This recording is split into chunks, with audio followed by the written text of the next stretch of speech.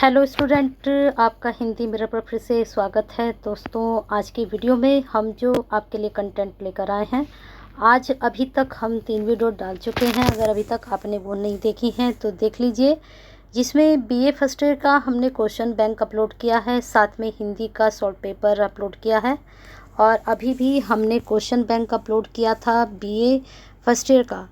ठीक है, तो अभी फ़िलहाल हम जो लेकर आए हैं question bank BA second year का लेकर आए हैं, पॉलिटिकल साइंस का फर्स्ट पेपर। इससे पहले भी 22 क्वेश्चंस मैं आपको अपलोड कर चुकी हूँ आपके फर्स्ट पेपर से। तो मुझे लग रहा था कि क्वेश्चंस आपके वो सफिशिएंट नहीं थे, तो मैं और क्वेश्चन लेकर आई हूँ। और ये क्वेश्चंस जो मैं लेकर आई हूँ ज़्यादा नहीं है, 10 से 15 के बीच में क्वेश्चन है, लेकिन 10 से 15 के बीच में जो क्वेश्चन है बहुत ही महत्वपूर्ण है। और कल से मेरी कोशिश रहेगी कि अभी पेपर तो आपके क्वेश्चन पेपर तो अपलोड हो चुके हैं, अब जो टॉपिक्स मुझे लगता है कि बहुत ही महत्वपूर्ण हैं उनके नोट्स मैं प्रोवाइड कराऊंगी आपको। अभी थोड़ी देर बाद ही 7-8 बजे तक बीए थर्ड ईयर का जो फर्स्ट यूनिट से टॉपिक है अंतर्राष्ट्रीय राजनीति संबंध, उससे संबंधित कुछ नोट्स अपलोड करूंगी। तो बने रहना है हिंदी मिरर के साथ। ऐसे ही अगर सब्सक्राइब नहीं किया है तो कर लीजिए, बेल आइकन हिट नहीं किया तो कर दीजिए, लाइक कीजिए बहुत ज़्यादा और शेयर कीजिए हद से ज़्यादा, और कमेंट बॉक्स में करते रहिए बार बार अपनी क्वेरीज। ठीक है, लाइक करते रहिए, शेयर करते रहिए, शेयर इज़ केयर। अब देखते हैं बीए सेकेंड ईयर के जो श्रीदेव सुमन उत्तराखंड यूनिवर्सिटी के स्टूडेंट्स हैं, question bank paper first political science का। तो इसमें पहला प्रश्न जो आपका निकल कर आ रहा है, पहले प्रश्न आपके मैं बहुत दे चुकी हूँ और भी हैं प्रश्न। संविधान, जहाँ कुछ टाइपिंग में मिस्टेक है उसको मैं आपको क्लियर करती चलूँगी। तो यहाँ पर है संविधानों के वर्गीकरण। ठीक है, ये के है केवल। संविधानों के वर्गीकरण पर अरस्तू के विचार प्रस्तुत कीजिए। बहुत ही अच्छा क्वेश्चन है, ये इम्पोर्टेंट क्वेश्चंस मैं आपके लिए लेकर आई हूँ। फिर है न्याय पर प्लेटो के विचार बताइए, वेरी इंपॉर्टेंट। फिर नेक्स्ट क्वेश्चन है अरस्तू के राज्य संबंधी सिद्धांत पर संक्षिप्त टिप्पणी लिखें या फिर लिखिए। बहुत अच्छा क्वेश्चन, तीनों क्वेश्चन बहुत ही महत्वपूर्ण हैं आपके एग्जाम पॉइंट ऑफ व्यू से। चलिए आगे चलते हैं। फिर नेक्स्ट क्वेश्चन है दास प्रथा पर अरस्तू के विचार बताइए, वेरी इंपॉर्टेंट। प्लेटो तथा अरस्तू के आदर्श राज्य की तुलना कीजिए।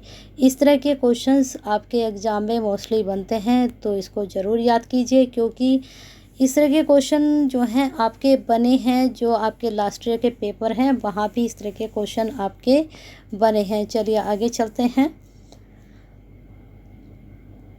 एक विनाश, ये एक विनाश नहीं है, एक्विनाश है। ठीक है, इसको कर लीजिए आप सही। ये है एक्विनाश जो आपके सिलेबस में है। एक्विनाश के कानून संबंधी विचार आपको बताने हैं। बहुत ही ये भी प्रश्न मैंने कहा ना, जो मैं अभी ये 10 से 15 के बीच के आप एक प्रश्न लेकर आई हूँ, महत्वपूर्ण प्रश्न है। यहाँ से 100% में गारंटी लेती हूँ आपके प्रश्न बनेंगे। नेक्स्ट क्वेश्चन है अरस्तू के आदर्श राज्य की अवधारणा का वर्णन कीजिए। अब आप सोचेंगे कि मैडम ने क्वेश्चंस यहाँ पर भी पूछ रहे, यहाँ पर पूछा है तुलना, यहाँ पर है आदर्श राज्य की अवधारणा। ठीक है, यहाँ प्लेटो से यहाँ पर तुलना कराई है, यहाँ पर अवधारणा पूछिए, दोनों प्रश्न में अंतर हो जाता है। इसी वजह से अलग एक ही टॉपिक को अलग अलग तरीके से आपसे पूछा है, क्योंकि कई बार ऐसा होता है, जैसे अब हिंदी में हुआ था, यहाँ पर रस की परिभाषा पूछ ली, वहीं पर विभाव अनुभाव सब के बारे में पूछ लिया, फिर शॉर्ट क्वेश्चन में विभाव को दोबारा से पूछ लिया। तो ये कहीं ना कहीं इजी भी होता है कि यहाँ भी आपने अटैम्प्ट कर दिया और शॉर्ट में भी अटैम्प्ट कर दिया। तो ऐसे ही है, यहाँ पर जो ये मैंने तुलना दिखाई है ये आपका शॉर्ट में बन सकता है, और अवधारणा आपका ये लॉन्ग में प्रश्न बन सकता है, इसलिए ऐसे इस तरह से हमने ये आपका बनाया है। चलिए नेक्स्ट चलते हैं। पत्नियों और संपत्ति के साम्यवाद पर प्लेटो के विचार की विवेचना कीजिए, वेरी इंपॉर्टेंट, एग्जाम के पॉइंट ऑफ व्यू से तैयार कीजिए। राज्य की प्रकृति और कार्य तथा राज्य के चर्च के संबंध पर एक, ये एक्विनाश, फिर दोबारा से एक्विनाश लिखा गया, ये एक्विनाश के विचारों की समीक्षा कीजिए। क्रांति पर ये अलग क्वेश्चन है, ये एक ही क्वेश्चन है यहाँ तक। ठीक है, ये भी आप 99 तैयार करके रखिए, यह प्रश्न आपके एग्जाम में बन सकता है। चलिए आगे चलते हैं। क्रांति पर अरस्तु के विचारों की विवेचना कीजिए।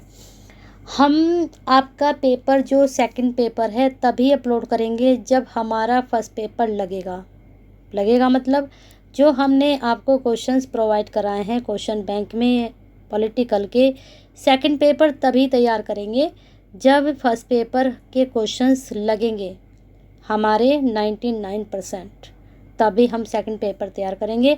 अदरवाइज़ हम फिर पेपर ही नहीं तैयार करेंगे, सिर्फ हम नोट्स डालेंगे, क्वेश्चन बैंक ही नहीं बनाएंगे आपके लिए। क्योंकि अगर लगता है तभी अच्छा लगेगा कि हाँ स्टूडेंट्स के अच्छे काम आ रहे हैं।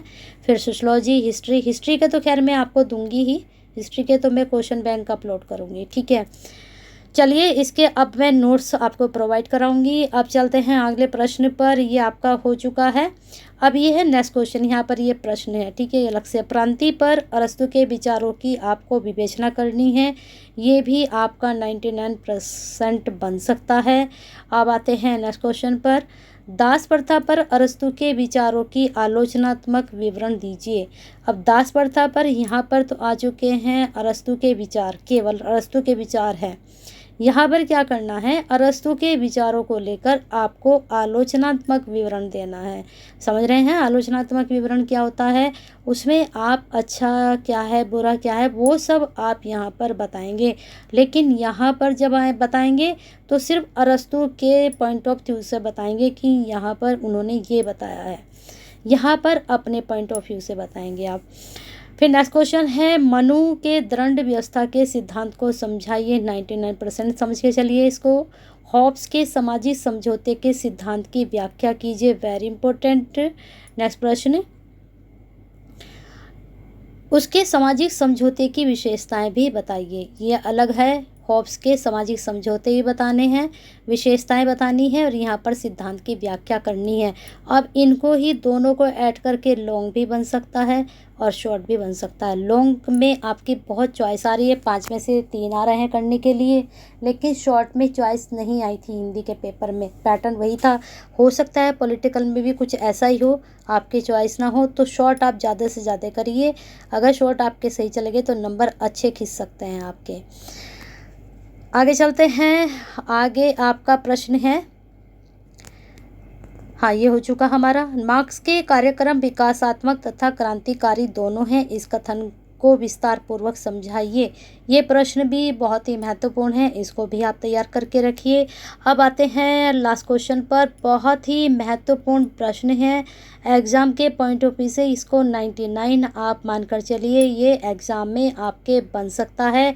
मार्क्स का द्वंद्वात्मक भौतिकवाद और हीगल का द्वंद्वात्मक भौतिकवाद दोनों के बन सकते हैं और दोनों में अंतर पूछा जा सकता है, द्वंद्वात्मक, ठीक है। दोनों का अलग अलग भी आपसे पूछा जा सकता है और दोनों का अंतर भी, जो इनका द्वंद्व है उसमें आपसे अंतर पूछा जा सकता है भौतिकवाद में, ठीक है। तो इस प्रकार से आपके ये बहुत ही महत्वपूर्ण प्रश्न मैं लेकर आई थी। वीडियो पसंद आई है तो एक लाइक तो बनता है, कर दीजिए, शेयर कीजिए ज़्यादा से ज़्यादा सभी स्टूडेंट्स के लिए और कमेंट बॉक्स में अपनी क्वेरी सेंड कीजिए। नोट्स अब आपको मिलने तैयार हो जाएंगे। बहुत से स्टूडेंट्स की क्वेरी आ रही थी नोट्स को लेकर, तो जो आपका सिलेबस है, मैंने जो क्वेश्चन बैंक दिया वहाँ से प्रश्न के आंसर एज इट मैं नहीं दूंगी, क्योंकि कुछ मेहनत आप भी कीजिए। मैं सिलेबस के अकॉर्डिंग आपका नोट्स प्रोवाइड कराऊंगी, बाकी आप तैयार कीजिए। आपको क्वेश्चन बैंक मिल रहा है, आपको नोट्स भी मिलेंगे, बाकी मेहनत कीजिए आप लोग और बने रहिए हिंदी मीडियम के साथ। सभी के लिए 2 दिन रह गए, अच्छे से तैयारी कीजिए कि आपका पेपर बहुत अच्छा जाए पॉलिटिकल साइंस का। जैसे सबका हिंदी का गया था वैसे ही पॉलिटिकल साइंस का पेपर जाए। तो बने रहिए हिंदी मीडियम के साथ, अपना प्यार और साथ ऐसे बना के रखिए।